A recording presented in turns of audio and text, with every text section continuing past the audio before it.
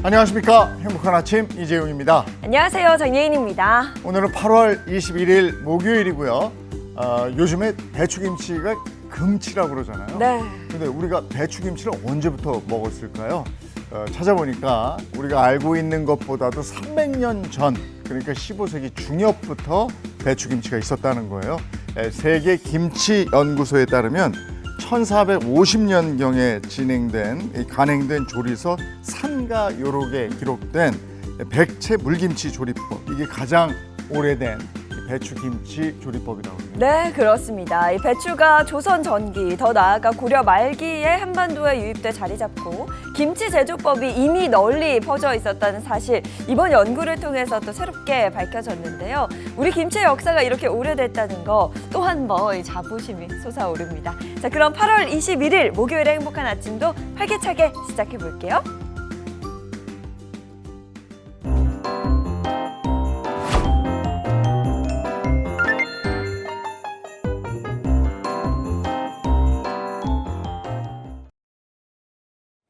목요일 아침입니다. 어떤 소식이 들어와 있을까요? 모닝픽부터 시작하겠습니다. 김성환 시사평론가와 함께하죠. 어서 오세요. 네, 안녕하세요. 네, 첫 번째 모닝픽 어떤 겁니까? 첫 번째 모닝픽, 오늘부터 수능 원서 접수입니다. 네, 원서 접수란 말만 들어도 저도 왜 긴장이 될까요? 오늘부터 원서 접수 시작하는 건가요? 네, 맞습니다. 수능 100일이라는 얘기를 들은 게 엊그제 같은데 벌써 수능 원서 접수 얘기가 나오기 시작하는데요. 수험생하고 학부모가 피가 마르는 시간이 시작됐다, 이렇게 또 볼 수 있을 것 같습니다. 원서 접수는 오늘부터 9월 5일까지 총 10일간 진행이 되고요. 현장 접수기 때문에 토요일과 일요일은 제외가 됩니다. 각급 교육지원청하고 고등학교에서 오전 9시부터 오후 5시까지 신청하실 수 있습니다. 그런데 올해부터 좀 달라지는 게 있는데요. 온라인 접수가 가능해집니다. 온라인 사전 입력 시스템이 올해부터 도입이 되는데요. 수험생은 온라인 사전 입력 누리집에서 본인의 응시 정보를 직접 입력할 수가 있습니다. 이후에 이걸 잊지 마셔야 되는데요. 반드시 온라인으로 접수했다 하더라도 현장 접수처를 방문해서 대리시험 방지를 위한 본인 확인 절차는 꼭 거치셔야 한다고 합니다. 또 수능 응시 원서 접수하고 온라인 접수가 기간이 조금 다른데요. 수능 원서 접수, 현장 접수의 경우에는 오늘 시작이 됐잖아요. 그런데 온라인 접수는 어제 이미 시작이 됐습니다. 그리고 접수 마감 기간도 온라인 접수가 하루 빨리 마감을 합니다. 이 부분 헷갈리셨다가 나중에 가서 접수를 못 하시는 일이 없도록 주의하시면 좋겠습니다. 그리고 온라인 접수의 경우에는 좀 주말이나 이런 것들은 시간적인 제약이 없으니까요. 언제든지 가능하다고 합니다. 이렇게 수능이 얼마 안 남은 시점에서 이 성적을 올려준다는 영양제 광고가 또 문제가 되고 있다면서요? 이게 공부 잘하는 약, 이건 진짜 오래된 옛날부터 있었던 거거든요. 근데 이게 점점 수법이 진흥화된다고 해야 될까요? 올해도 영양제를 공부 잘하는 약, 뭐 이렇게 해서 홍보하는 그 광고들이 지금 넘쳐나고 있다고 하는데요. 홍보 기법, 수법도 지금 기상천외합니다. 뭐 서울대가 공동 개발했다, 뭐 아이브리그 학생들이 먹는 성분 같은 뭐 이런 자극적인 문구가 등장한다고 하고요. 심지어는 석 달 만에 성적이 폭등했다. 이게 가능합니까? 가능하지 않잖아요. 아니죠. 그리고 ADHD 아이가 전교 1등이 됐다, 이런 후기까지 등장하고 있다고 합니다. 이 얘기는 ADHD 약이 공부 잘하는 약으로 잘못 팔린 것 때문에 이런 식의 광고 문구가 등장을 하는 거거든요. 근데 전문가들은 이런 것들은 철저하게 검증을 거친 효과가 입증됐다고 볼 수 없는 약이다. 이거는 약이라고 볼 수 없는 그냥 건강식품이거나 건강기능식품이거나 영양제다, 이렇게 지금 얘기를 하고 있습니다. 그러니까 건강기능식품이나 영양제의 경우에는 효능을 철저히 검증하지를 않잖아요. 일종의 임상 절차를 거치지 않은 것들입니다. 그러니까 효과가 검증되지 않은데 이렇게 과대 광고를 하는 겁니다. 근데 이런 약을 만약에 지속적으로 복용했다, 그럼 영양제니까 괜찮겠지, 이렇게 생각하시면 절대 안 됩니다. 오히려 약물에 의존하려고 하는 경향이 나타나거나 우울증 같은 부작용이 일어날 수 있다고 합니다. 네. 아니, 공부까지 약에 의존하면 나중에 자칫 이 아이들이 약물 중독으로 가면 어떡하려고 그래요? 그러니까요. 저희가 뭐 어제도 전해드렸다시피 뭐 다이어트 약도 뭐 일주일 만에 7kg 뺀다 뭐 하고 지금 공부 잘하는 약이 있다, 이런 얘기들이 나오는데 이거 검증된 거 하나도 없기 때문에 이거 속지 말고, 이런 게 있으면 너도 나도 다 서울대 가죠. 네. 지금 중요한 건 규칙적인 지금까지 해왔던 그 패턴을 유지하는 거, 그다음에 푹 좀 잘 자게 해주는 네. 거, 이거 아닐까 싶습니다. 다음 픽은요? 두 번째 모닝픽, 지방 악성 미분양 빨간불입니다. 이 얘기는 최근에도 제가 정말 많이 들은 것 같습니다. 지방 악성 미분양, 이게 정말 심각한 문제라면서요? 네, 맞습니다. 이 지방에서 준공 후 판매되지 않고 있는 악성 미분양 문제가 좀처럼 해소되지 않고 있습니다. 한국토지주택공사 등에 따르면 올해 5월 기준 공공분양주택 미분양 물량이 2,800여 가구 정도가 되거든요. 공공분양만 제가 일단 말씀드리는 겁니다. 공공분양 미분양 물량은 지난해부터 조금씩 감소하기 시작은 했는데요. 지방을 중심으로 미분양 문제가 여전히 해소되지 않고 있는 상황입니다. 대부분이 최초 입주 공고 이후 3년 이상이 된 악성 미분양 물량이라면서요. 네, 맞습니다. 이게 분양하기 시작한 공고 뜬 걸로 따지면 8년이 됐는데도 미분양 상태인 곳들도 네. 있거든요. 그러니까 가장 오래 미분양 단지로 남아있는 곳이 경북 영천에 있다고 하는데요. 8년 전인 지난 2017년 6월 최초 공고가 있었고요. 2020년 그러니까 5년 전에 입주를 이미 시작을 했는데 여전히 484가구 가운데 49가구 그러니까 10%가량이 미분양 상태로 남아있다고 합니다. 또 10집에 한 집꼴로 분양이 된 단지도 있었는데요. 울산의 한 단지는 835가구 가운데 751가구가 그러니까 90%가 미분양 상태에 있다고 합니다. 이 역시 지난 2022년 최초 공고가 있었고요. 올해 6월 입주를 시작을 했는데 이렇게 10% 정도밖에 분양이 안 된 겁니다.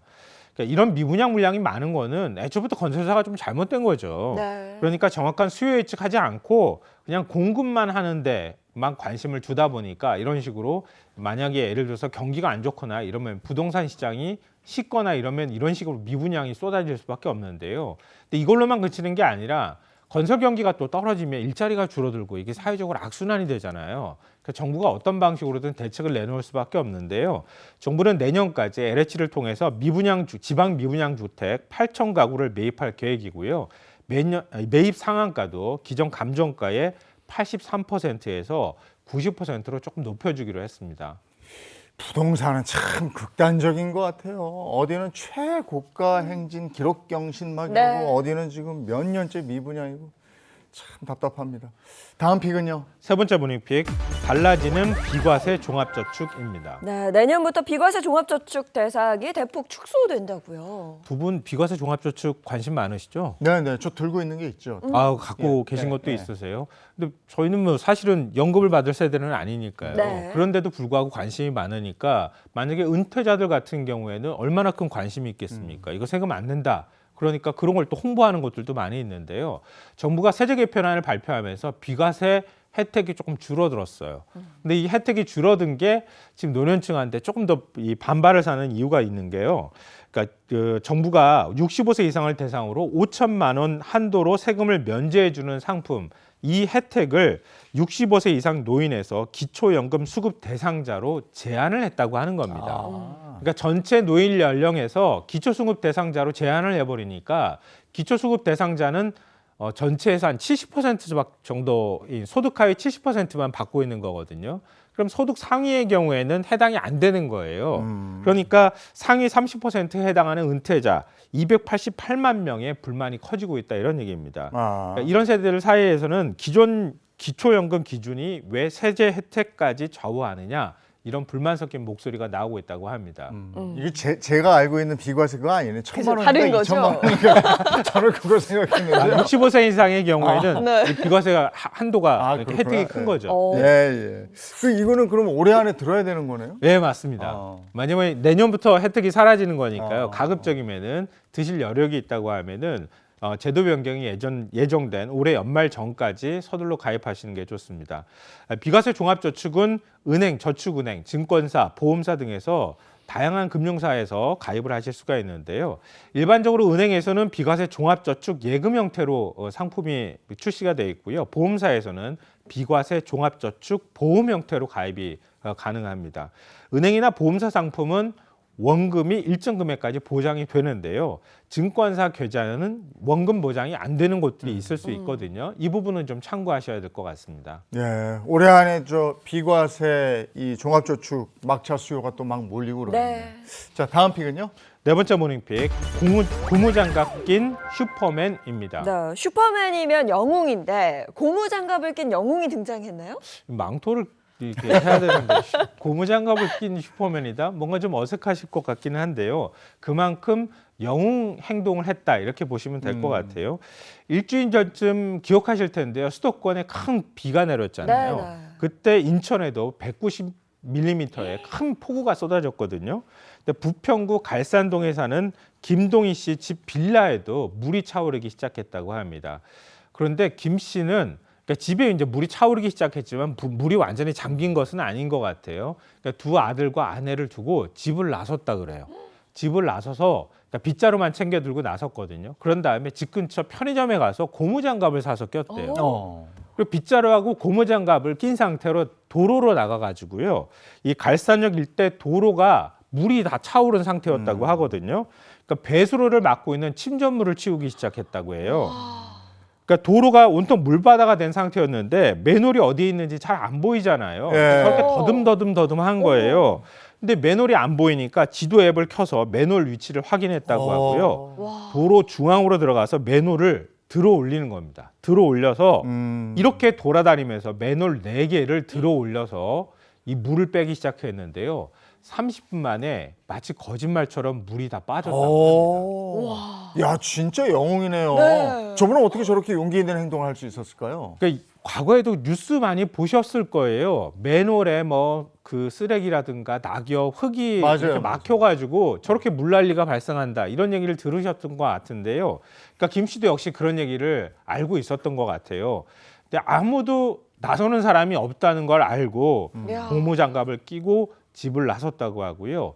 집에 또 아들과 아내를 생각하니까 몸이 먼저 움직였다 이렇게 얘기를 했다고 합니다. 그러니까 자신의 작은 행동으로 물난리가 더 커지지 않았다면 그것으로 충분하다 이렇게 얘기를 했다고 하는데요. 자신의 집에도 물이 차오르는 상황인데 아직 우리 집은 괜찮아. 그러면서 다른 사람들 피해 볼까 봐 고무장갑 끼고 나가서 맨홀 들고 이렇게 청소하고 다녔다? 이거 아무나 할 수 없는 행동이거든요. 비록 망토는 안 꼈지만 고무장갑을 낀 슈퍼맨이라고 해도 그럼요. 충분한 분인 것 같습니다. 아, 김동희 영웅 정말 대단한 분입니다. 네. 왜 저런 수해 현장에 가면은 이렇게 딱 이렇게 가서 왜 브리핑 받고 이러시는 분들 있잖아요. 아, 그러지 말고 고무장갑을 나눠드린 그렇죠. 다음에 네. 저걸 좀 실질적으로 하게 하면 어떨까? 야, 이 선구자시네요. 고맙습니다. 김성환 평론가와 함께했습니다. 고맙습니다. 네. 고맙습니다. 네, 이어서 오늘 날씨 알아보도록 하겠습니다. 문다정 기상캐스터 바로 나와주세요. 네, 새벽 동안 기온이 떨어지지 않으면서 서울은 엿새째 열대야를 보였는데요. 한낮의 극심한 무더위 속에 전국 내륙에는 소나기가 지내겠습니다.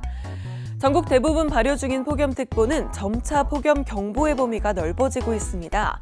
경기와 충청 곳곳에도 체감 35도를 웃돌겠는데요.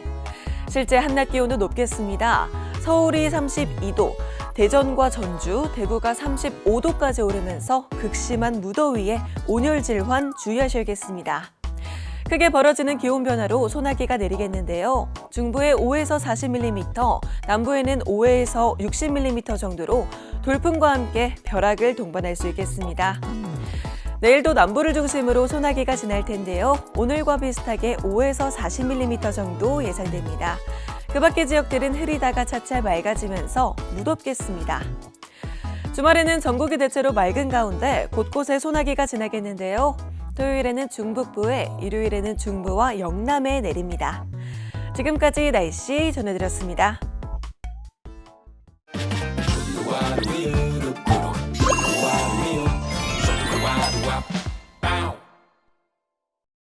강원도 평창이 음악과 춤으로 물들었습니다. 우리 청소년들이 만들어낸 아주 멋진 무대, 꿈의 페스티벌이 열렸기 때문이죠. 네, 이번 페스티벌은 각자의 개성과 열정을 모아 하나의 공연을 완성하는 청소년들의 이야기입니다. 특히 올해는 나의 내일을 이라는 주제로 무대를 꾸몄고요. 청소년들은 노래와 춤, 또 다양한 퍼포먼스로 내일을 표현했습니다. 우리 청소년들의 빛나는 순간이 가득했던 꿈의 페스티벌, 지금부터 만나보시죠.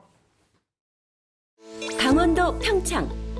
이곳에서 문화예술 교육을 통한 성장을 함께 나누는 특별한 무대가 열린다고 하는데요. 바로 2025 꿈의 페스티벌입니다. 국내 꿈의 예술단단원 500여 명과 일본, 말레이시아, 태국 등 해외 청소년 60여 명이 참여합니다. 아동 청소년들이 사회적 배경에 관계없이 몰입하는 예술 경험을 통해 자존감을 회복하고 서로 협동하며 지역사회 건강한 구성원으로 성장하는 대한민국 문화예술교육 대표 사업입니다. 이른 오전부터 합동 리허설이 시작됐는데요. 리허설 준비로 분주한 아이들의 모습 가운데서 서로 다른 환경에서 자란 이들이 함께 무대를 만들어 간다는 건 과연 어떤 기분일까요? 떨리기도 하고 기대되기도 하고 기분이 너무 떨려요. 이렇게 많은 친구들과 하게 될 줄 몰랐는데 너무 설레요. 여기 좀 다양한 친구들이 많아서 좋은 것 같아요. 각각 다른 장르 속에서 이들은 서로 호흡을 맞춰 나갑니다. I was really excited to exchange like different cultures and different experiences that we had in our countries. I'm so happy to be a part of something this big in Korea, and we got to meet so many new people, new cultures, and just make new friends overall. 전문 예술가와 청소년들이 함께하며 교육과 예술이 만나는 현장. 이 캠프는 단순한 공연 준비가 아닌 예술을 통한 교류와 성장의 과정입니다. 오늘 무대 화이팅! 파이팅! 파이팅! 화이팅! 견호방 파이팅! 화이팅!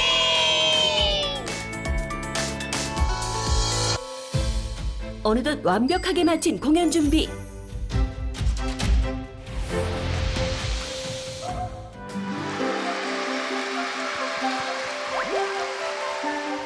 드디어 시작된 첫 번째 무대. 꿈의 페스티벌 주제가인 나의 내일을에 맞춘 K-팝 무용 무대인데요. 에너지 넘치는 첫 무대 만나볼까요? 만나보자 내일의 나를 그려보자. 공식 주제가 나의 내일을은 청소년들이 각자의 리듬으로 내일을 마주하는 용기 그리고 성장의 순간을 음악에 담았다고 하는데요. 단원들의 모습이 반짝반짝 빛나는 것 같습니다. 다음은 성악가 사무엘 윤과 해외 교류 청소년들과의 합창 공연이 이어졌는데요.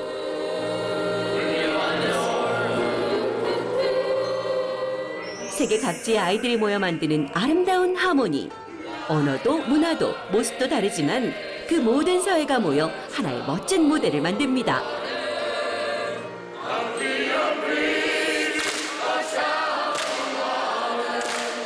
이번에 주제가 첫 숨이라는 주제로 했는데요.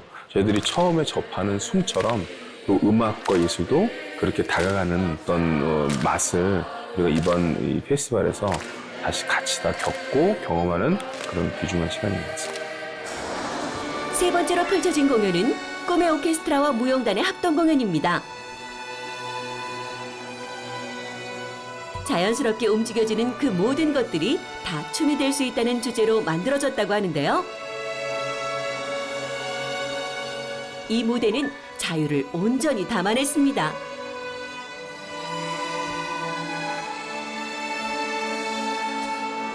꿈의 극단 모여라! 꿈의 극단 모여라! 이번 무대는 꿈의 극단의 한여름밤의 꿈입니다. 떨지 않고 많은 사람들 앞에서 멋진 연기를 선보였는데요. 라이샌드랑 멀리 도망가 버릴 거예요. 진짜 아빠 속 썩일래! 내가 날 어떻게 키웠는데!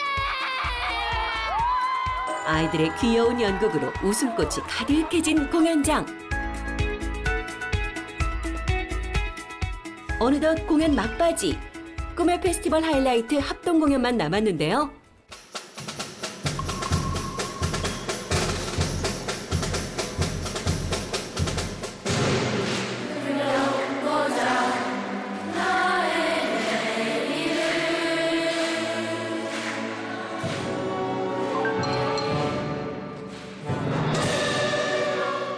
내일은 미래라는 것은 자기가 어떻게 그리느냐에 따라서 정해지는 것 같습니다. 설령 그것이 자기가 상상하는 대로 그려지지 않더라도 미리 여러 모습을 그려놓으면 훨씬 더 풍부한 자기의 미래가 다가오지 않을까 이런 식으로 생각해서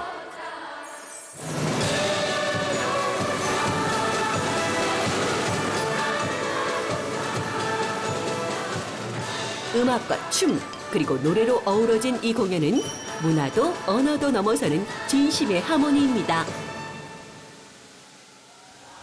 서로 다른 길을 걸어온 우리지만 내일이라는 하나의 꿈을 향해 함께 나아갑니다. 예술은 누구나 누릴 수 있고 꿈의 무대는 차별 없이 열려 있습니다. 꿈의 페스티벌은 내일이라는 이름으로 모두를 꿈꾸게 합니다.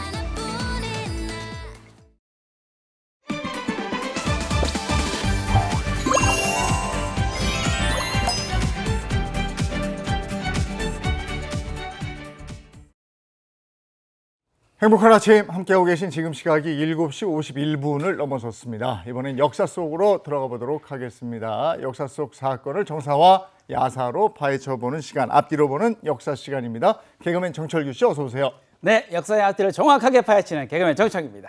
네, 반갑습니다. 그리고 역사 속에서 우리가 궁금했던 이야기만 쏙쏙 뽑아서 알려주실 역사학자 이익주 교수님 함께합니다. 어서 오세요. 네, 안녕하세요. 역사서에 나오는 정사는 물론 세간에 떠도는 역사 썰까지 팩트체크 제대로 해드리겠습니다. 역사학자 이익주입니다. 네, 앞뒤로 보는 역사. 오늘의 주제는요. 네, 오늘의 주제입니다. 한양 내 집 마련의 꿈, 조선 부동산 파헤치기입니다. 지금도 서울에 집을 갖는 거 집값도 만만치 않고 현실적인 장벽도 그렇고 집을 맞아요. 사더라도 이게 은행에서 가지고 있는 집인지 내가 가지고 있는 집인지 빚 갚느라고 애쓴다는 분들 많습니다. 그러니까요. 네, 근데 네. 저는 주제 보고 놀란 게 지금 우리만 그런 줄 알았더니 이게 아닌가 봐요. 조선시대에도 그러니까. 한양에 내 집 마련이 좀 어려운 일이었어요? 네, 그렇습니다. 조선시대 한양살이 만만치 않았습니다. 치솟는 집값에 주거난도 있었고요. 부동산 투기를 하는 사람부터 내 집 장만하기 위해서 영끌 비투하는 사람도 있었습니다. 이야. 오늘은 지금만큼 치열했던 조선시대 부동산 시장 낱낱이 파헤쳐 보겠습니다. 네, 그럼 가장 먼저 야사 속으로 들어가 볼까요? 앞뒤로 보는 역사, 오늘 야사 속 이야기는요. 한양 집값을 날뛰게 한 큰손, 붉은 치마입니다. 붉은 치마? 네, 오늘 이야기도 야사를 재구성했고요. 야사기 때문에 사실과 다르거나 과장된 부분이 있을 수 있다는 점 꼭 기억하고 들어주시면 좋겠습니다. 때는 조선 영조 제위기, 이때도 누구나 한양에 집장만 하기를 꿈꿨는데요. 그런데 한 여인이 등장하면서 한양 집값이 요동치고 누군가는 피해를 보고 누군가는 큰 돈을 벌게 됩니다. 함께 보시죠.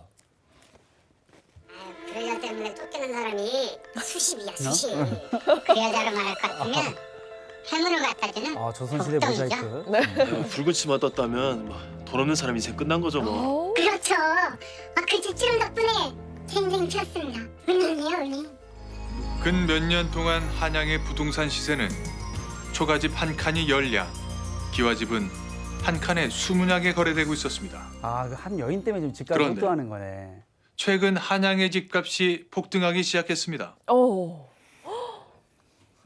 아니 지금 그러면은 저 여인은 뭐 하는 사람이길래 저렇게 한양의 집값을 저렇게 폭등을 시켜놓은 겁니까? 네, 저 여인의 정체는 조선시대 부동산 중개인 집주룹이었습니다. 주룹이라는 말 처음 들어보시죠? 처음 들어봤어요. 요즘 말로 중개인을 순 우리말로 주룹이라고 했어요. 집을 중개하면 집주룹, 책을 중개하면 책주룹, 약을 중개하면 약주룹 이런 우리말이 있는데요. 집주룹은 보통 중개 수수료를 10%를 받았습니다. 자, 이 여인 붉은 치마라고 불리면서 수많은 계약을 성사시키고 한양에 영향력 있는 인물로 부상을 하는데요. 그런데 이 붉은 치마와 거래했던 한 남성이 스스로 목숨을 끊는 일이 벌어집니다. 이유가 뭐였을까요? 함께 보시죠. 이사하기로 한 날 집에 갔는데 갑자기 집값이 올랐다더라고요, 그 여자가. 그게 지금 무슨 말이야? 내가 지금 돈을 얼마나 주고 왔는데 여기 못 들어간다는 말이야? 며칠밖에 안 됐는데. 내가 뭔 돈으로 여기 왔는데? 그러면 계약금이라도 돌려달라니까 그것도 안 된다는 거예요. 계약을 했는데 집값 올랐다. 그러더니 전세 갑자기 사기잖아요. 양반 날이가 와서 그러니까. 집값을 내고 계약을 해버렸어요. 원래 살던 데 이미 누가 들어가 있고 집값이 너무 올라서 저희 돈으로 못 사겠더라고요.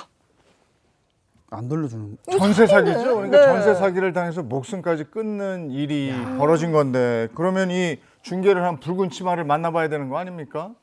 네, 붉은 치마. 자, 이 붉은 치마의 정체를 밝히기 위해서 한 남성이 위장 잠입해서 그녀를 찾아갑니다. 함께 찾아가 보시죠. 제가 한양에 집을 좀 구하고 싶은데 어디 좋은 데 없을까요? 아, 그러면 그 투자를 한번 해보시는 건 어떠세요?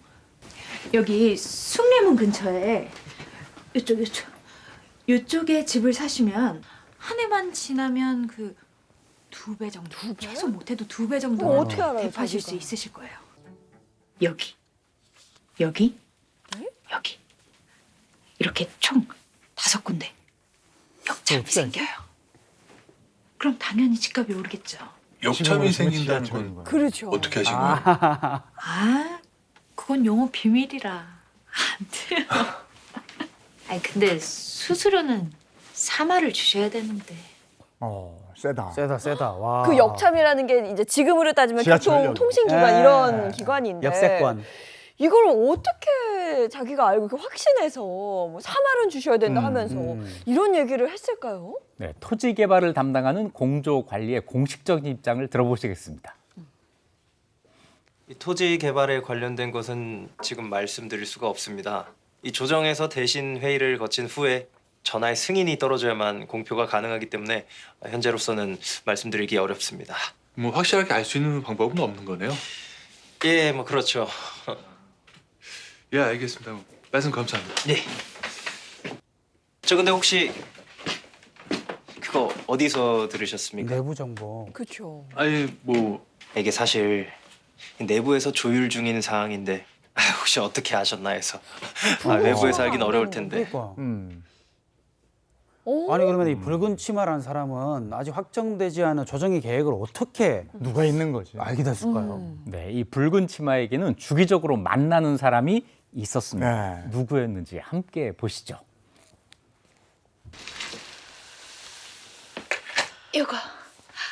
이건 지난번 정보에 대한 정보료. 항상 감사해요. 누굴까요? 아이고. 아니 서로 도움 주고받는 세상인데 뭘 이런 걸 다. 이야. 이번에 진행할 역참에 대한 정보가 있네. 아까 그 관리 아니에요? 관리네 관리. 오. 참 저 때나 뉴스에서 많이 보죠.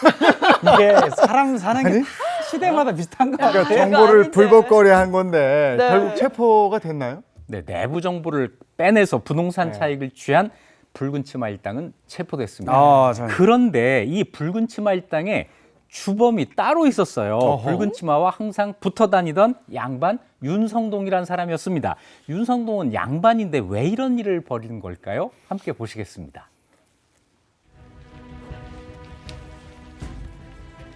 왜 그런 일을 한 거예요?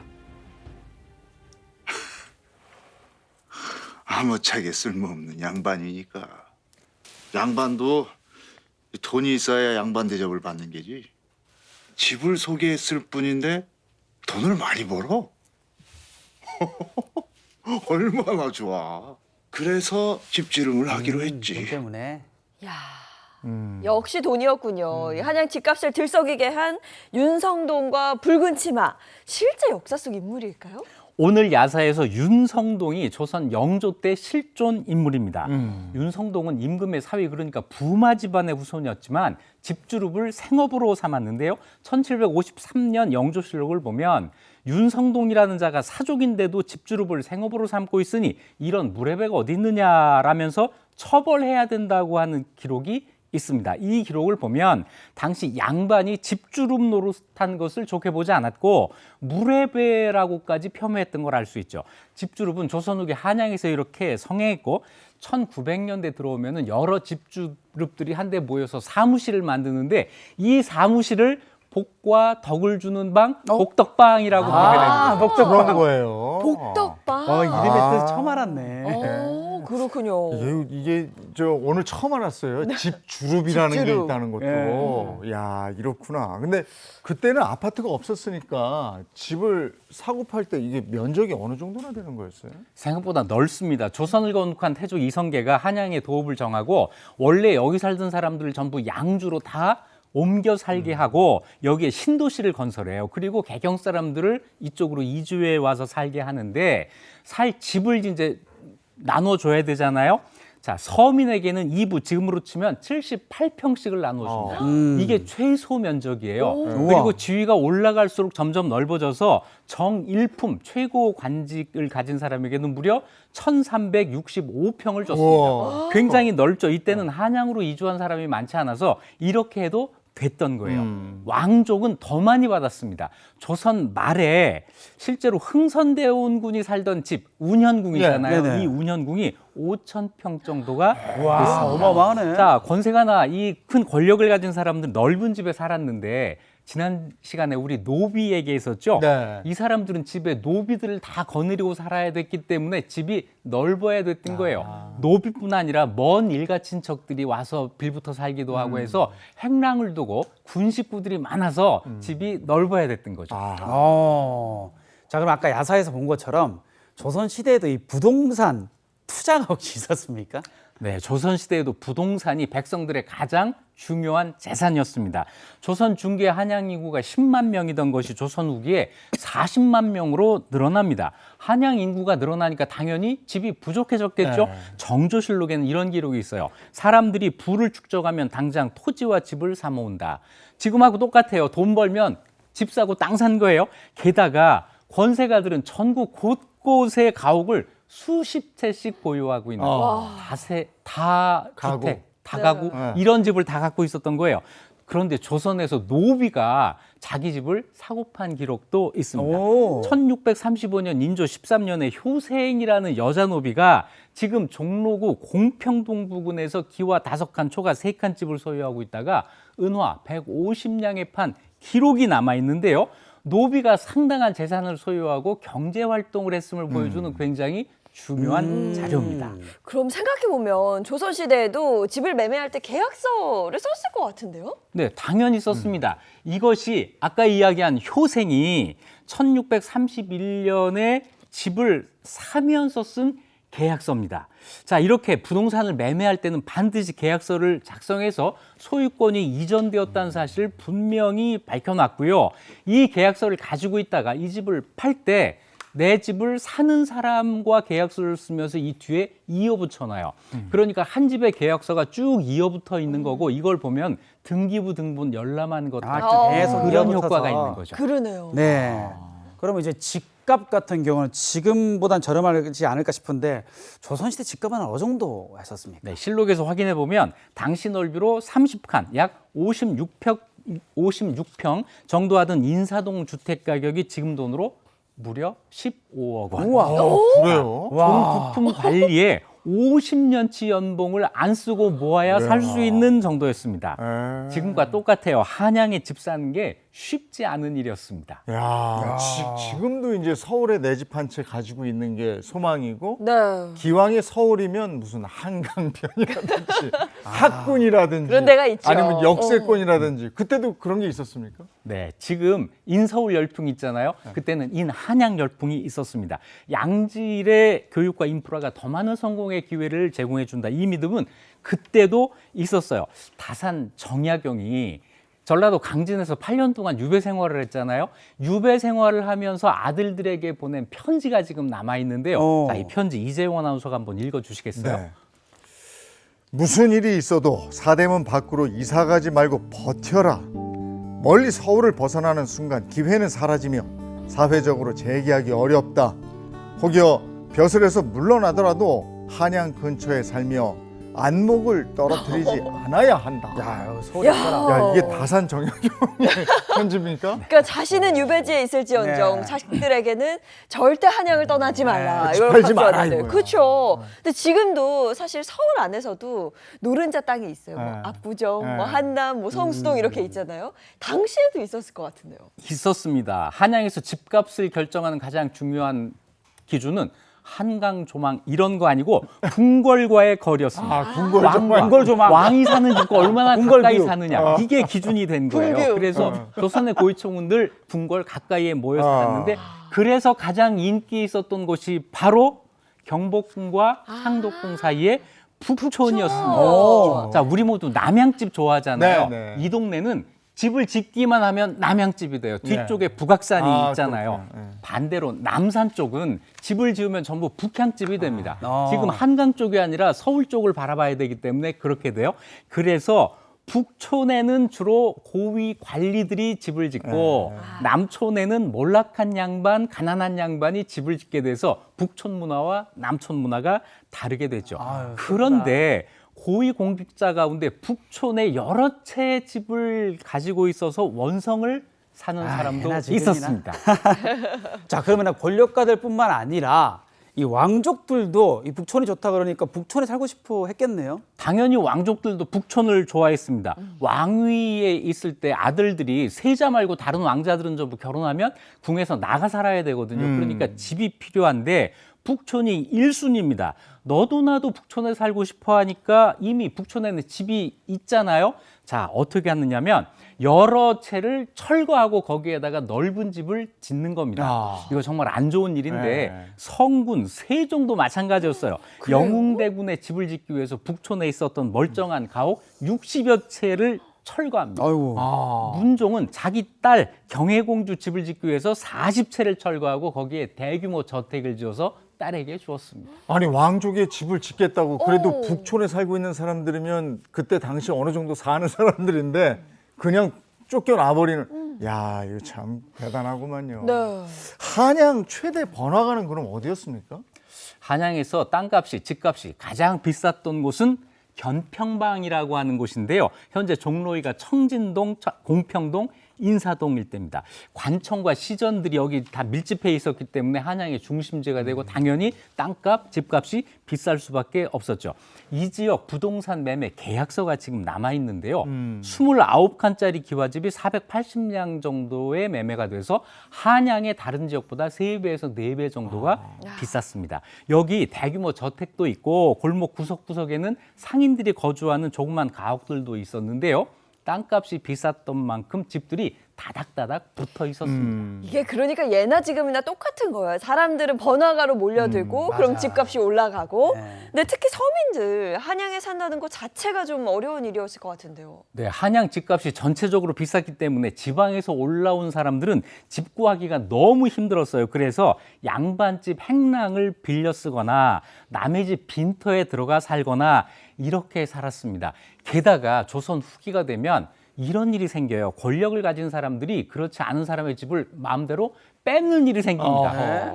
이거 이름도 있어요. 여가 탈입. 여가는 여염집, 탈입은 뺏어서 들어간다라고 하는 뜻인데 이래서 큰 사회 문제가 됩니다. 양반들이 일반 서민을 쫓아내고 그 집을 차지해버리는 거예요. 그래서 조선 후기엔 이걸 못하게 여러 가지 금지 조치가 내려지는데 이렇게 남의 집을 빼앗은 관리는 장 100대, 파직, 특히 영조는 이런 거 정말 싫어했거든요. 영조가 이걸 아주 얼마나 강화해서 막았는지 이렇게 한 사람은 6년 동안 과거 응시도 못한다. 이런 규정까지 만듭니다. 네, 이렇게 강하게 이제 규제를 하면은 권력자들에게 집을 뺏기는 그런 피해자들은 많이 줄었겠는데요. 네. 효과를 보는데 그런데 영조는 이렇게 집 뺏는 것만 금지한 게 아니고 양반들이 매매를 위장해서 민가를 뺏는 것까지 염려해요. 그래서 도성 안에 주택 매매까지 전부 금지해버립니다. 대단히 강력한 부동산 정책을 편 거죠. 효과가 있긴 했지만 부작용이 없을 수가 없죠. 이 규제 때문에 지방 출신 선비들이 한양에 올라와서 살기가 더 어려워집니다. 집을 살 수가 없잖아요. 그래서 산 밑에 막사를 짓고 살기도 하고 도성 밖에 초과를 얻어서 사는데도 양반이라는 이유로 그거 여가 탈입한 거지라는 오해를 사는 경우도 있었습니다.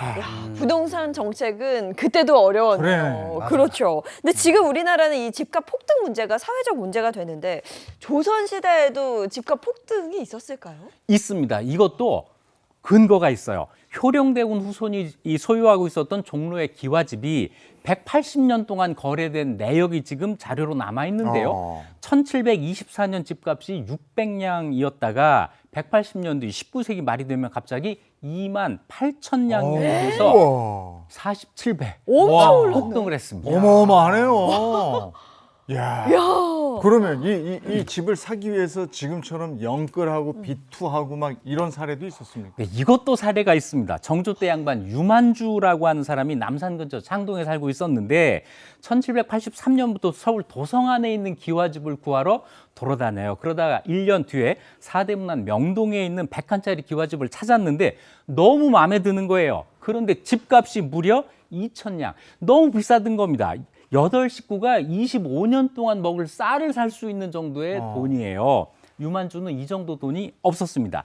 자, 그래서 그의 선택은 포기할까요? 아닙니다. 친척에게 돈을 빌리고 사채까지 끌어다 써요. 영끌 비투를 실제로 한 거예요. 그러니까 집안에서 난리가 납니다. 집안 어른들이 전부 말려요. 너 그러다 망한다. 말리는데 유만주는 기와집 구매를 강행했습니다. 네, 그렇게 살고 싶었는데 집에 이제 집중 투자를 해서 그 집에 살게 됐잖아요. 행복했겠네요. 유만주가 또 일기를 꼼꼼히 쓰기로 유명한 사람인데요. 1784년 10월 17일에 쓴 일기가 남아 있습니다. 아름다운 정원이 있는 명동집에 살고 있으니 인생에서 더 바랄 것이 없다. 이렇게 써놨어요. 하지만 유만주의 인사대문 생활 1년 남짓 만에 끝나고 맙니다. 아버지가 파직되면서 가세가 기울어요. 이러면서 명동 생활을 접고 먼저 살던 창동으로 돌아가야 했기 때문인데요.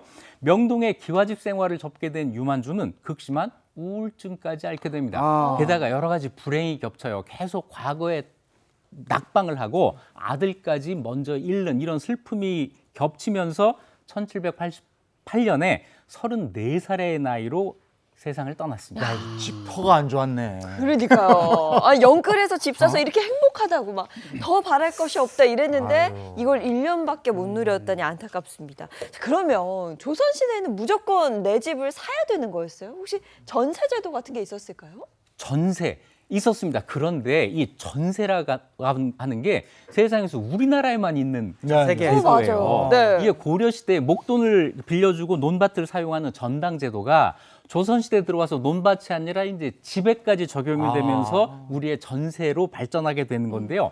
1910년에 조선 총독부가 관습조사 보고서라는 걸 만듭니다. 조선의 관습을 조사해서 이걸 기록해 놓은 건데 여기 보면 전세를 조선에서 가장 일반적으로 행해지는 가옥 임대차 방식이라고 소개하면서 임차인이 일정 금액을 집 소유주에게 기탁해 별도의 차임을 지불하지 않고 집을 반환할 때 금액을 돌려받는 제도. 설명이 어렵지만 우리가 알고 있는 전세를 이렇게 기록을 해놓은 거예요. 전세 기간 조선시대는 보통 1년이었고 기간이 정해지지 않은 경우에는 100일이었습니다. 굉장히 짧았죠. 퇴계 이황도 안동에 살다가 가끔 서울에 와서 관직 생활을 하게 됐는데 서울에 올라와서 관직 생활을 할 때는 집을 사지 않고 지금 서울 시립미술관 근처에서 전세살이를 했습니다. 그러면 이제 그 집을 가지고 있는 집주인들은 최대한 이 집을 쪼개가지고 그렇게 임대를 하려고 했겠네요, 사람들한테. 당연히 그런 사람도 나타나요. 실제 예가 있는데요. 정조 때 어영청 대장이 굉장히 높은 관직인데 윤태현이라는 사람이 넓은 대지에 있는 남의 집 10칸짜리 집을 권력으로 강탈해요. 여가 탈입을 한 거예요. 그리고 불법 증축을 해서 30칸으로 만들고 전부 세를 받아 돈을 챙겼습니다. 야, 불법으로 개조하고 증축하고 이래가지고 그걸 세를 줘서 사람들 내쫓고 거기다가 돈벌이에 쓰고 이거 참 정말 파렴치한 사람인데 근데 이게 벼슬 하다가 귀한 가구 다반사로 있잖아요. 그럼 집은 남아있으니까 그런 집을 전세를 주는 거예요? 네, 그렇습니다. 조선시대 한약집 값이 굉장히 빠르게 올랐기 때문에 벼슬을 하다가 귀향살이를 하게 되면 지방으로 내려가잖아요. 이때 집을 팔게 되면 다시는 서울집은 못 산다 이거예요. 그래서 주로 전세를 주고 귀향을 갑니다. 전세가율이 집값의 50%에서 80%에 이르렀습니다. 80%까지 갔어요. 근데 요즘 전세하면 전세 사기 얘기 꼭 나오잖아요. 그 당시에도 전세 사기 같은 게 있었나요? 이것도 있었습니다. 다 있었네. 새들어 살던 집이 팔려서 주인이 바뀌게 되면 새로운 주인이 원래 있던 세입자들을 내쫓는 일이 생기는 거예요. 또 조선 후기에 악덕 임대인의 횡포로 전세 보증금을 돌려받지 못하고 쫓겨나는 사례도 있었는데요. 이것도 실제 사례가 있습니다. 무관 노상추라는 사람이 일기를 꼼꼼하게 썼는데 그 억울한 상황이 고스란히 쓰여 있습니다. 1796년 정조 20년 노상추가 한양에서 새 집을 구했어요. 그런데 몇 달도 되지 않아서 주인이 일방적으로 나가라는 거예요. 왜 그러나 알고 봤더니 노상추보다 전세금을 더 주고 살겠다는 사람이 있었던 겁니다. 그래서 노상추가 나가긴 나가겠는데 내가 준 그런 보증금을 돌려주시오 그랬더니 그거 다 써버려서 없는데 이러면서 안 돌려주는 거예요. 그래서 노상추가 점잖게 사람을 대하는 일을 아이들 놀이처럼 해서는 안 됩니다라고 정중하게 꾸짖어요. 그랬더니 집주인이 사과하고 다른 집을 임대하면서 얻은 30냥을 내줬다라는 이런 기록이 있습니다. 노상추는 돌려받았지만 돌려받지 못한 사람이 훨씬 많았습니다. 그렇겠네. 보증금 다 써버렸다고 안 줘버려요. 야, 이런 일이 그때도 있었구만요.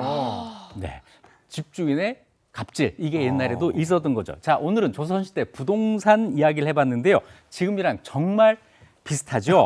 좋은 집에 살고 싶은 마음이 그때나 지금이나 똑같기 때문에 그렇습니다. 하지만 부동산 투기는 소수에게는 이익이 되지만 그것 때문에 많은 사람들이 피해를 받고 상대적인 박탈감에 시달려야 된다는 사실을 꼭 기억해 줬으면 좋겠습니다. 우리 모두 지혜를 합쳐서 부동산 문제를 해결하면 어떨까 합니다. 야, 부동산 문제는 진짜 예나 지금이나 계속 몇백 년을 내려오는구만요. 네. 예, 역사학자 이익주 교수님과 함께했습니다. 고맙습니다. 고맙습니다. 여기 이렇게 총 5군데 역참이 생겨요. 그럼 당연히 집값이 오르겠죠.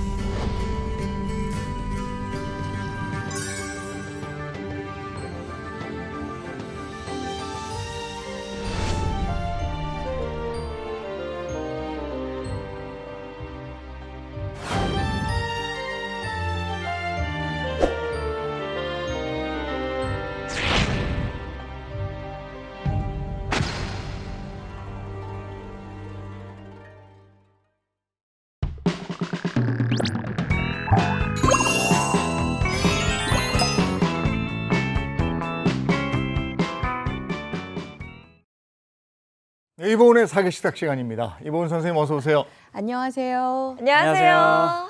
요새 한낮에는 여전히 뜨겁죠. 네, 더워요. 대신에 아침 저녁으로는 조금 선선하기도 해요. 네. 근데 한낮에 이 뜨거운 열기를 식히려면요. 정말 열을 내리는 그런 음식이 필요합니다. 그래서 오늘 준비했습니다. 바로 여름 오이 특집입니다.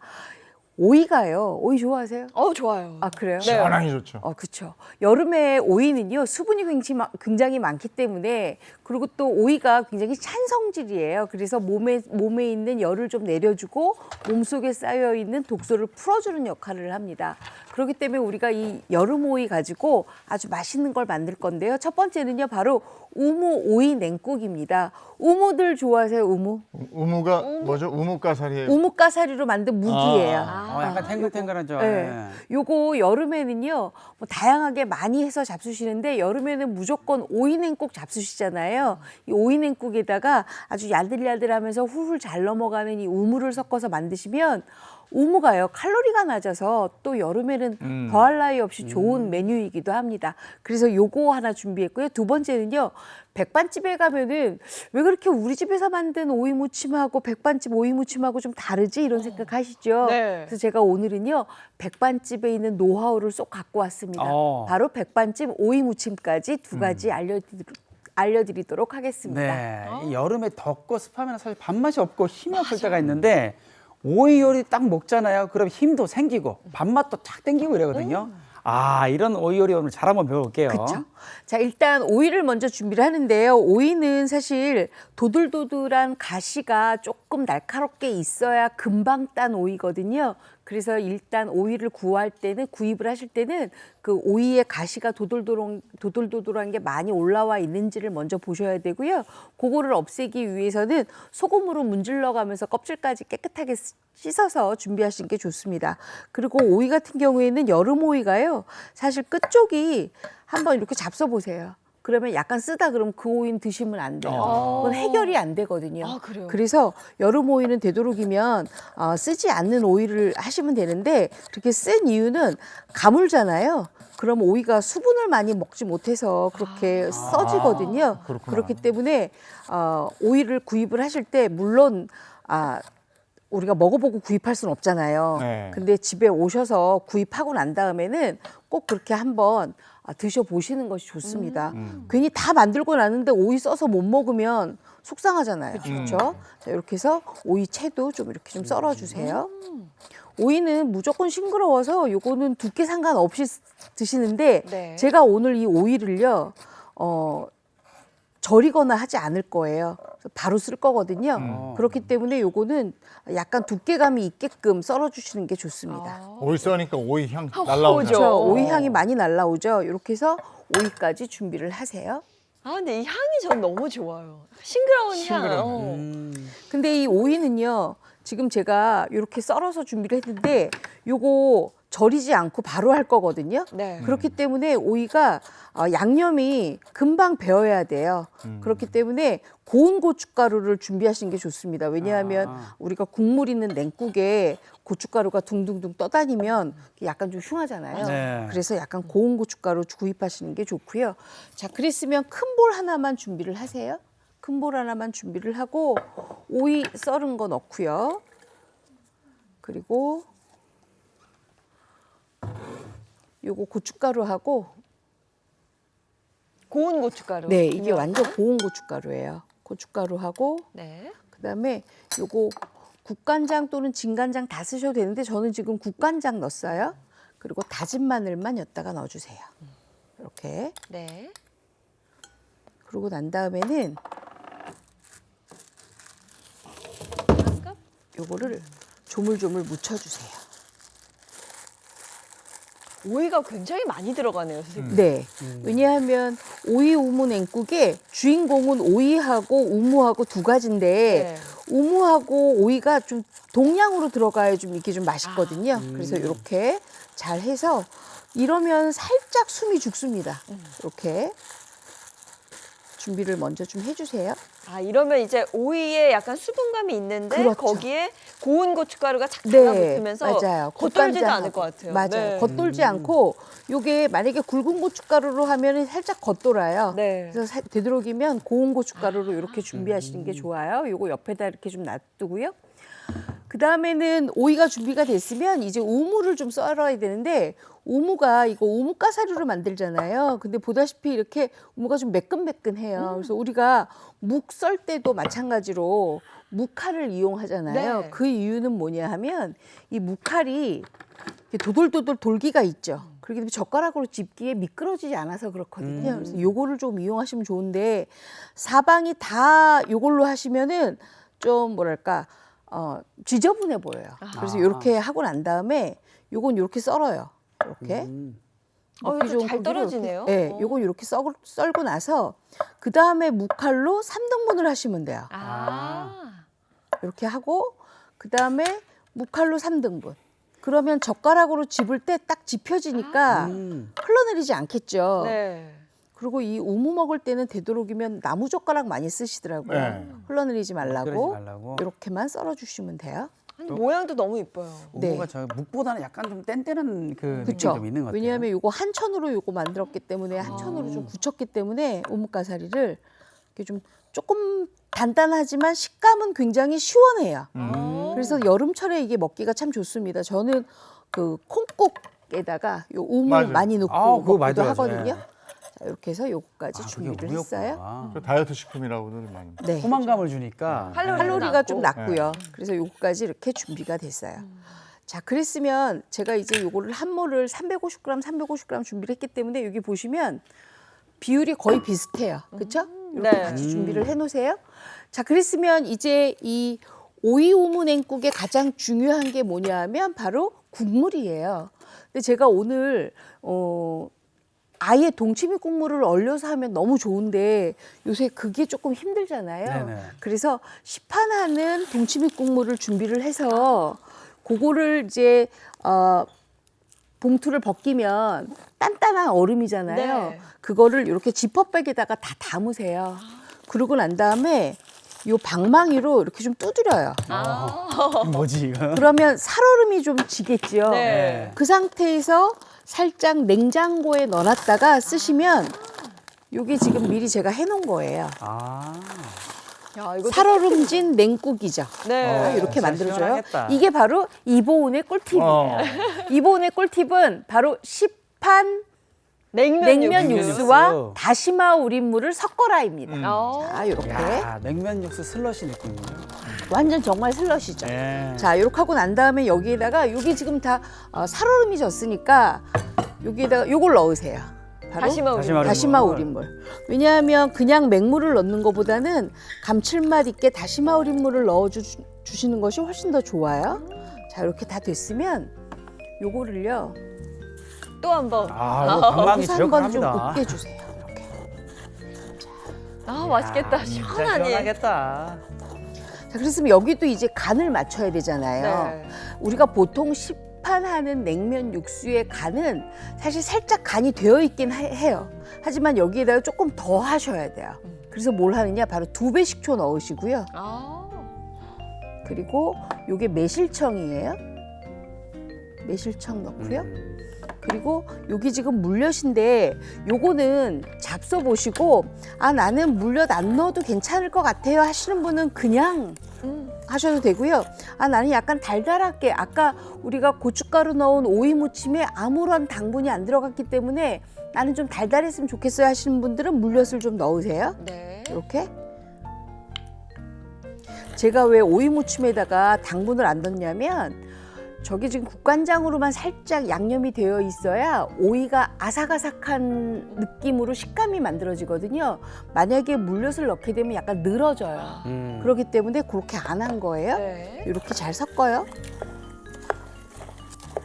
시판 육수에다가 간을 더한다는 생각을 저는 한 번도 못 해봤거든요. 간을 조금 하시면 훨씬 더 맛있어요. 맛있어요. 네. 자, 그리고 이제 우리가 냉국 안에 들어가는 게 뭐예요? 바로 쪽파도 들어가고요. 그다음에 청양고추도 들어가고요. 그다음에 붉은 고추도 들어가잖아요. 자, 그랬으면 여기에다가 지금 간은 아무것도 안 돼 있기 때문에 네. 간을 해야 되는데 뭘로 하느냐? 바로 소금으로 합니다. 소금 2분의 1 작은술이에요. 2분의 1 작은술만 넣으세요. 그럼 딱 맞아요. 맛있겠다. 이게 완전 비율로 제가 만든 거라 시판하는 냉면 육수 5개, 다시마 우린물 1컵, 그리고 우리가 얘기한 2배 식초 2큰술, 그다음에 물엿 2큰술, 매실청 2큰술, 소금 2분의 1 작은술만 하시면 정말 기가 막히게 맛있어요. 자, 이제 다 준비가 됐어요. 네. 자, 그랬으면 이제 섞기만 하면 돼요. 네. 주인공이 이제 입장할 시간. 네. 오이 먼저. 오이 먼저, 그리고 우무도 먼저 섞어요. 보기만 해도 시원하잖아요. 네. 근데 요거 버무릴 필요도 없어요. 왜냐하면 요 국물이 들어가면서 서로 버무려져요. 국물이 들어가요. 오. 야. 맛있겠다. 자, 그리고 좀 섞어주세요. 아이고. 와. 그리고 여기에다가 우리가 준비한 붉은 고추 넣고, 그다음에 청양고추 넣고, 그다음에 요거 쪽파 넣고. 야. 계속 여름에 섞어주세요. 이만한 거 없죠. 진짜. 야, 저기 우리가 보통 살얼음찌개 먹으려면 얼음을 자근자근하게 두드려서 뽀개거나 네. 뭐 이래야 되잖아요. 근데 이렇게 시판하는 냉면 육수는 냉동실에 넣어서 굉장히 얼려 있는 게 많이 나와요. 맞아요. 그러니까 그냥 이렇게만 하시면 아주 쉽게 드실 수가 있는 거예요. 자, 다 됐어요. 야, 맛있겠다.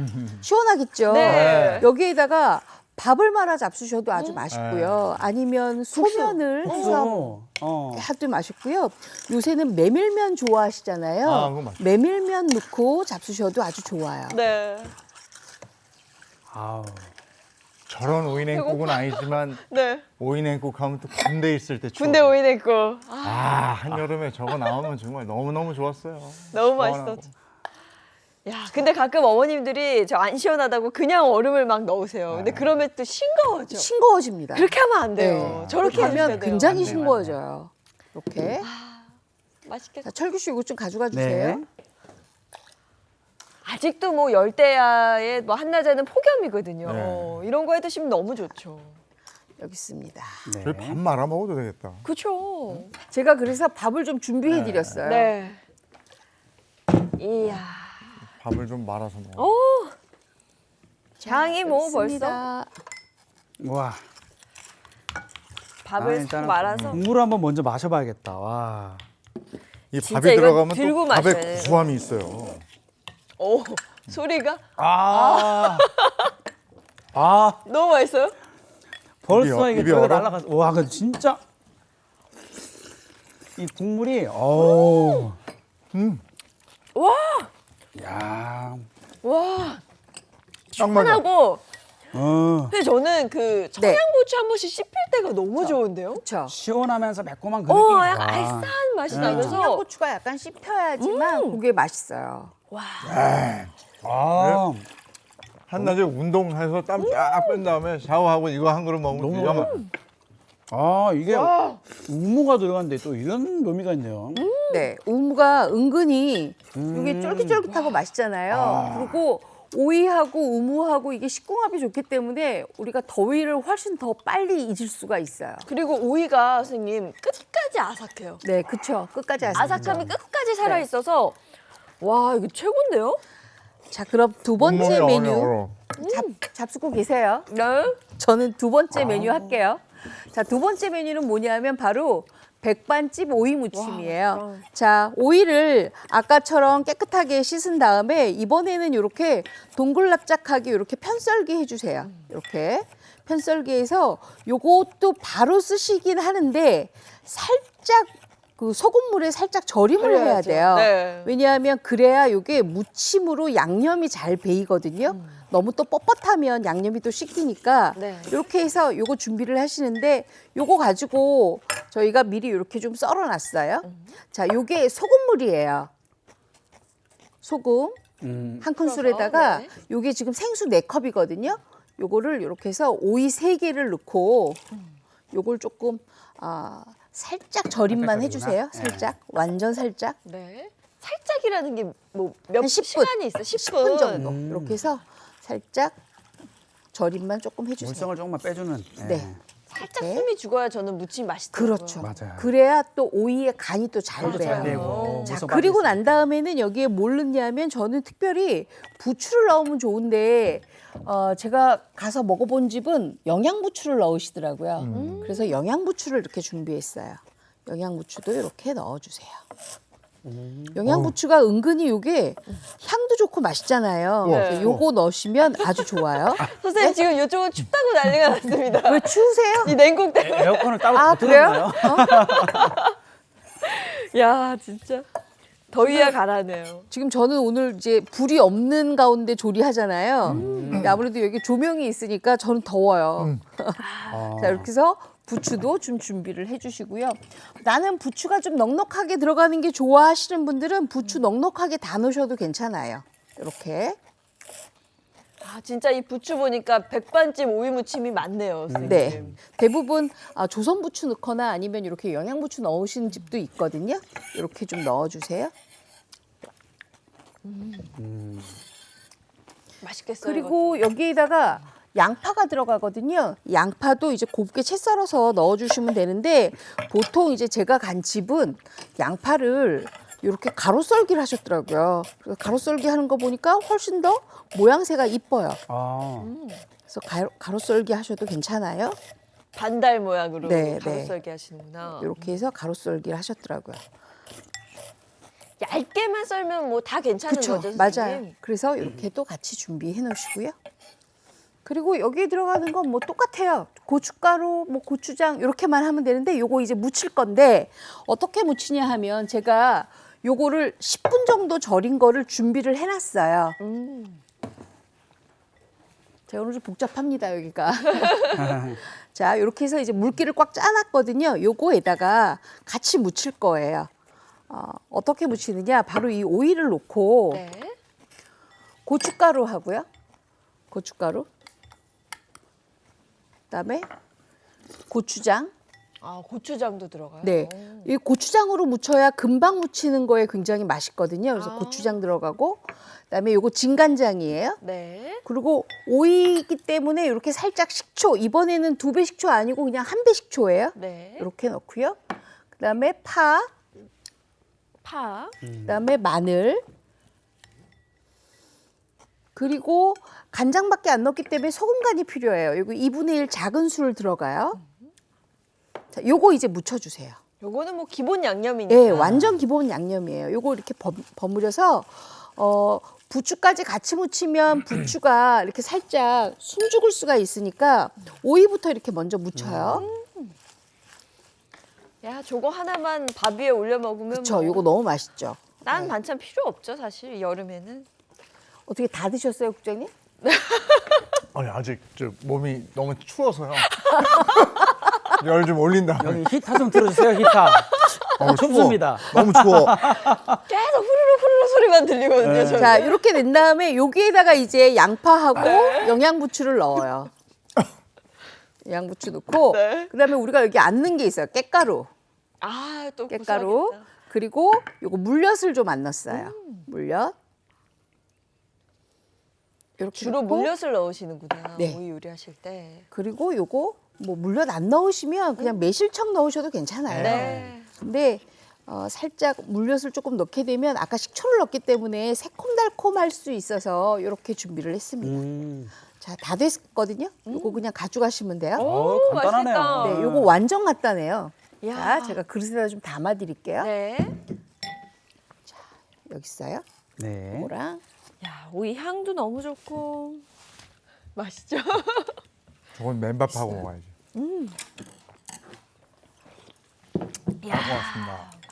좋습니다. 여기 있어요? 이것도 저는 이 이렇게 시간이 너무 잡수시면 행복해요. 아, 정말 끝까지 먹을 자신이 있는데 저희가 시간이 없어가지고 맞아요. 이건 백반지처럼 밥하고 딱 해가지고. 밥 위에 올려서 먹어야죠. 자, 요렇게 하면은 아주 맛있는 백반집 오이 무침까지 만들어집니다. 아작아작하죠? 딱 10분 정도만 절여야지만 고식감이 나와요. 달콤달콤의 그 느낌. 맛있는데 방금 냉국에 먹었던 오이랑 식감이 또 그렇죠. 조금 또 달라요. 다르죠. 네. 10분 절여놓은 걸로. 조리법에 따라서 이렇게 맛있다. 살짝 차이가 있습니다. 야, 이거 좀 더 먹고 싶은데 시간이 또 다 돼가지고. 네. 그래서 다음 주는 뭐 해볼까요? 다음 주에는요, 애호박 가지고 2가지 아주 맛있는 메뉴로 돌아오겠습니다. 네, 선생님 오늘도 좋은 요리 고맙습니다. 네, 고맙습니다. 야, 저희는 지금 냉국을 먹어서 추운데 밖은 덥단 말이죠. 날씨 어떤지 궁금합니다. 문난영 기상캐스터 날씨 전해주세요. 네, 현재 서울은 맑은 하늘에 구름만 가끔 껴있는데요. 벌써부터 체감온도가 높아서 후텁지근합니다. 지난밤에도 서울은 열대를 보이면서 엿새째 이어지고 있는데요. 한낮에도 기온은 가파르게 오르면서 매우 무덥겠습니다. 전국 대부분 발효 중인 폭염특보는 폭염경보가 그 범위를 넓혀가고 있는데요. 경기와 충청 곳곳으로도 체감 35도 안팎의 무더위가 이어지겠습니다. 실제 한낮 기온도 높겠습니다. 서울이 32도, 대전과 전주, 대구가 35도까지 오르겠고요. 온열 질환 주의하셔야겠습니다. 크게 벌어지는 기온 변화로 인해서 소나기도 내리겠는데요. 중부는 5에서 40mm, 남부는 5에서 60mm 정도가 예상됩니다. 돌풍과 함께 벼락을 동반할 수 있겠습니다. 내일도 남부를 중심으로 소나기가 내릴 텐데요. 오늘과 비슷하게 5에서 40mm 정도 예상됩니다. 그 밖의 지역들은 흐리다가 차차 맑아지면서 무더운 날씨가 이어지겠습니다. 주말에는 전국이 대체로 맑겠지만 소나기 소식은 여전히 들어있는데요. 토요일에는 중북부에, 일요일에는 중부와 영남에 소나기가 지나겠습니다. 지금까지 날씨 전해드렸습니다. 오이 냉국 먹었더니 지금까지도 추워요. 그러니까요. 지금 저희 위에 조명이 몇 개인데 지금 썰렁합니다. 폭염이 계속된다고 하니까요. 저희 홈페이지 게시판 레시피 찾아보시고 집에서 냉국 한번 시원하게 만들어 드시면 좋을 것 같습니다. 좋은 하루 보내시고요. 저희는 내일 아침 7시 30분에 돌아올게요. 행복한 아침, 행복한 하루 되십시오. 고맙습니다. 고맙습니다. 즐거운 너의 세상 Save next channel